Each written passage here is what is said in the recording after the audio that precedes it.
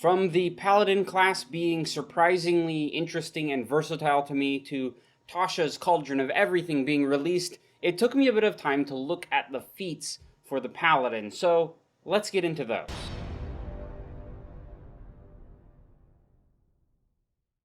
Hey fellow Game Masters, I'm Richard Quiner and welcome back to the RPG Daily, your daily dose of all things tabletop role-playing games, helping you to build your world and master your game. Now we are in the final stretch of our Paladin series, getting into the feats, the spells, the oaths ranked, and eventually a new Paladin subclass that I'm just going to design on video one of these days. Now, talking about feats, as I've done my research on feats and learned more about the game in general, because it is a learning experience over the years, feats to me are that thing that sets one variant human vengeance paladin apart from another variant human vengeance paladin. In terms of mechanics, they're not necessarily something for the story or for role-playing options, but mechanic-wise, if you have the same race and class, a lot of times you're going to be pretty much exactly the same. And for that reason, I like feats. I think they're interesting and they give us a good way to customize the class to how we like them. With that in mind, the feats I'm listing here are not the, quote, ultimate best feats for the Paladin, but they are my ideas of different feats that could lend into different playstyles for the Paladin. So with that, let's dive into my favorite feats for the Paladin. The first up on my list is Shield Master. Paladins have shields, and I see this feat as a way to make a shield more of a choice, more of an active thing that you get to use in your game, rather than it just being a armor class bonus, which is a lot of times that's all they are, is just this armor class bonus. When you take the Shield Master feat, you actually get 3 different buffs for your shield use that are actually all pretty powerful in defensive and offensive capabilities. The first of these buffs is when you take an attack action, you can then use your bonus action to use your shield to try to shove another creature, or the same creature. The rules just say a creature, so it can be either the one you just attacked or a totally different one if you want. Trying to shove a creature does not mean it is an automatic success. Shoving a creature, if we look it up, it means it is causing a creature to become prone or to move them away from you, to push them. A shove is an athletics check on your part versus an athletics or acrobatics check on the part of your target. If you beat your target with your athletic checks versus their acrobatics or athletic checks, then you can either knock that creature prone or push them 5 feet away from you, either or. This quick bonus from the Shield Master feats means that you can keep enemies at bay a little longer, hitting one, shoving another away, and continue that process to kind of control the situation around you. I like that. I think that's neat. For the next bonus from the Shield Master feat, if you are not incapacitated, you can add the AC bonus that you get from the shield to dexterity saving throws versus spells or other harmful effects. This is kind of like you using the shield to protect yourself. And Paladins historically are not the most dexterous fast things, so this plays into that lack of dexterity that a Paladin has. They can use their shield in its place. On top of that, when you have to make a saving throw, and a success equals taking half of the damage, you can actually use your reaction to use that shield to cause that damage to equal 0. This is just like if a fireball were to land on you and you were to save the dexterity saving throw, which already gets a +2 from your previous perk, you could then use your reaction to keep that damage to 0, kind of shielding yourself with your shield. I really like this feat because it lets the shield become an active part of the character's fighting style. It lets it be something more than just a +2 to your armor class, and when you start getting into higher magic shields like +1, +2, it lets you add those bonuses onto your dex saves, and it really just amplifies the power of the Paladin.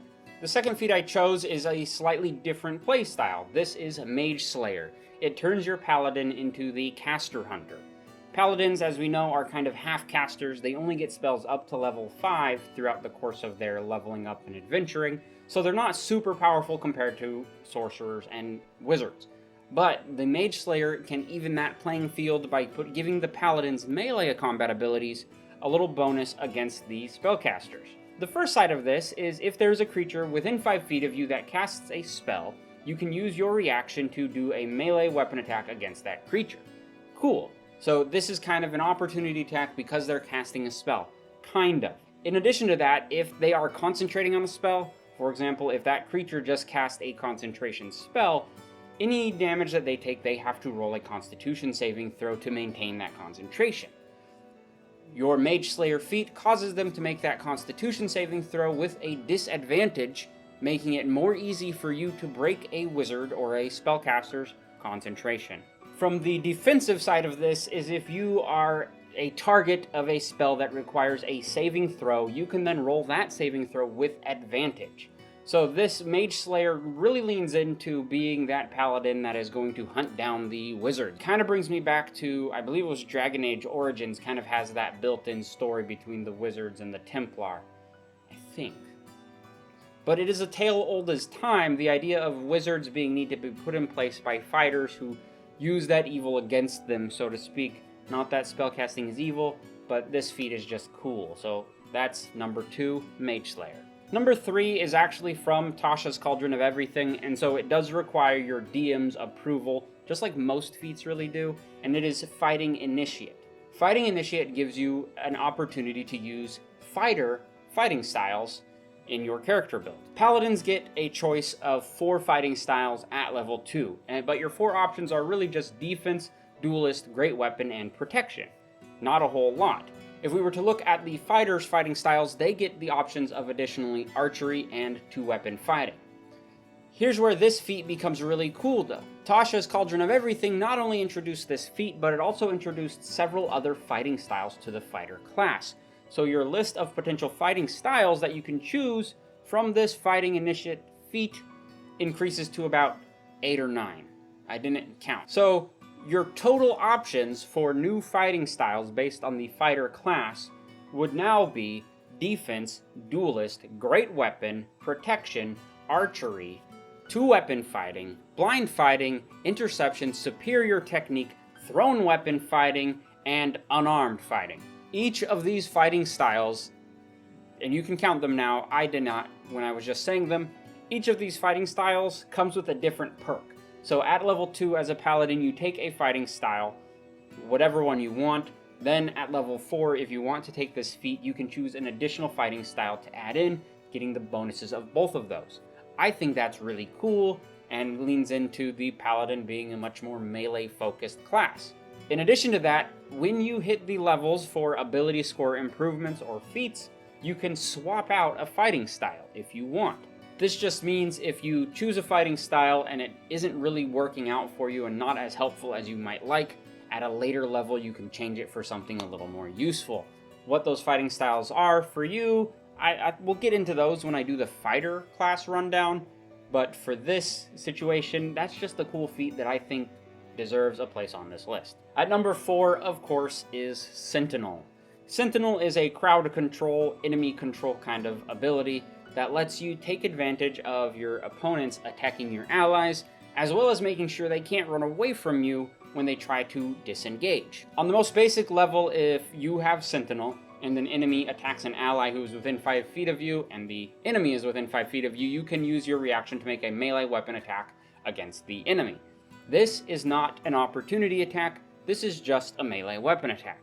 It's important to understand the distinction between this one and an opportunity attack, and we'll get into that right now. Also, as a Sentinel, when a creature decides to disengage from you or move away, you can have an opportunity attack against that creature even if they've used the disengage action or bonus action on this turn. That's pretty cool, so you get opportunity attacks more and more. That's nice. But here's where it becomes really powerful, is if you do connect a hit with a creature with an opportunity attack, that creature's speed is reduced to 0. This means if a creature tries to disengage from you, tries to run away, you hit it with an opportunity attack, not only are you dealing damage, but you're telling it, you stay here, I'm going to hit you again in just a moment. The effect this ability has of trying to keep an enemy from running away using your opportunity attack is really interesting, and I think can actually snowball over time. As you hit an enemy, the DM would learn they can't actually disengage, it won't help them any, so they might try to bring the fight back at you, they might just try to get away, there's different things they might try to do, but as a baseline, you keep that enemy, that target right next to you, they can't go hit your allies, they're just stuck with you. And the last feat that I chose is a lot more situational, but it is Polearm Master. I think the Polearm Master is a really interesting feat, and I can see it play into a lot of different classes, but more so even with Paladins. Glaives and halberds and spears are just cool weapons to use, and it really breaks the mold of the idea in D&D where you have to be within 5 feet of something to hit it. Polearm Master obviously lets you use these polearms a little bit better. The first bonus you get from the Polearm Master feat allows you to, when you make an attack action with your polearm weapon, as a bonus action you can make a butt-end attack, kind of hit him with the other side of your weapon, dealing 1d4 plus your strength modifier in bludgeoning damage. That's nice and all, and it gives you a little extra bonus to damage, a little oomph, but even more fun is the opportunity attack that a paladin gets when an enemy enters their Polearm Master range. So when an enemy target enters within 10 feet of you, you as the Polearm Master can have an opportunity attack against them with your glaive. You can also pair this feat with others, which is why this one stands out as something that I definitely would suggest for a paladin. You can pair the Polearm Master feat with the Great Weapon Master feat, giving you a significant boost to your damage output when you use the weapon. But you could also take this Polearm Master and pair it with Sentinel, because when a target enters your range, you get an opportunity attack. If you remember, I mentioned on Sentinel, an opportunity attack, if successful, will cause that enemy's movement to be reduced to 0, which means you can keep that enemy at 10-foot range consistently by using Sentinel and opportunity attacks. Maybe that's a cool idea. I kind of like the idea. Anyways, those are my 5 feats for the Paladin. Are they the most perfect feats ever for the Paladin? Yes. But no, they're not. Is there such thing as a perfect feat for Paladins? I don't think so. I think they all are pretty good, and you should look at them all before you make your decisions. Let me know your favorite Paladin feats in the comments below. I've been Richard. Thanks for watching.